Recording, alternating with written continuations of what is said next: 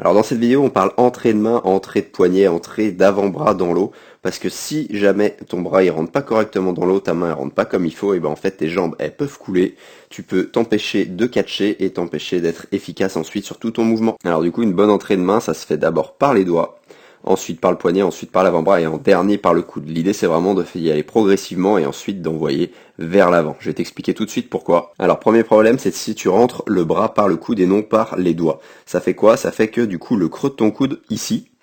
est orienté vers le haut ou sur le côté. Et du coup, tu peux pas catcher, tu peux pas prendre de l'eau parce que pour réussir à avoir un catch efficace, il faut que le creux de ton coude soit orienté là comme sur la ligne jaune vers le bas pour pouvoir fléchir l'avant-bras sur ton bras et ensuite emmener toute l'eau que tu prends ici vers l'arrière. Deuxième problème, si tu associes à tout ça le fait de chercher à tendre ton bras au-dessus de l'eau, loin devant,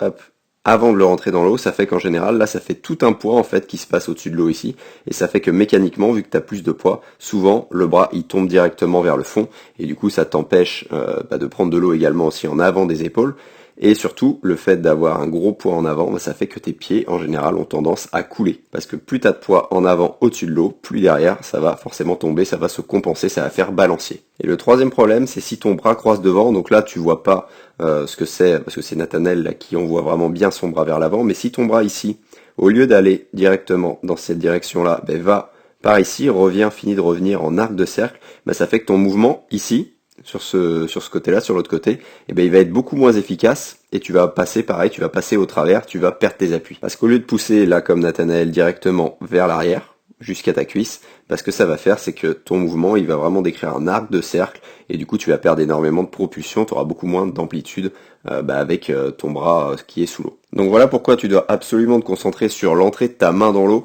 avant d'être focus sur tes appuis, sur tes mouvements de bras. Et l'idée, donc, c'est quoi? C'est tout simplement de réussir ici à rentrer le bras en avant de cette ligne jaune, donc en avant de ta tête, sans l'avoir totalement tendu comme je disais tout à l'heure, sinon ton bras il va directement tomber, il va directement aller vers le fond de la piscine. Donc au lieu d'avoir des éducatifs à un seul bras avec une planche, l'idée ça va être d'avoir un repère sensoriel. Donc le seul repère sur lequel tu dois te focus, c'est tout simplement de rentrer les doigts d'abord et le coude ensuite. Si tu es vraiment ultra focus uniquement sur ce point-là, crois-moi, tu vas réussir à un moment donné à le ressentir et vraiment à le faire correctement et tu vas sentir une grosse différence sur tes appuis au fur et à mesure des séances. Donc super important à mettre avant la construction de tes appuis parce que sinon, tous tes appuis, t'arriveras jamais en fait à construire un catch si l'entrée de ta main, l'entrée de ton bras n'est pas correctement réalisée dans l'eau. Si toi aussi, comme des milliers de triathlètes, tu veux recevoir mes conseils gratuits par mail, je t'ai préparé une formation totalement offerte, totalement gratuite. Je te mets le lien dans la description. C'est une formation pour nager plus facile en crawl, pour être plus à l'aise tout simplement. J'écarte avec toi sous tous les angles en vidéo les 3 exercices qui ont permis à mes élèves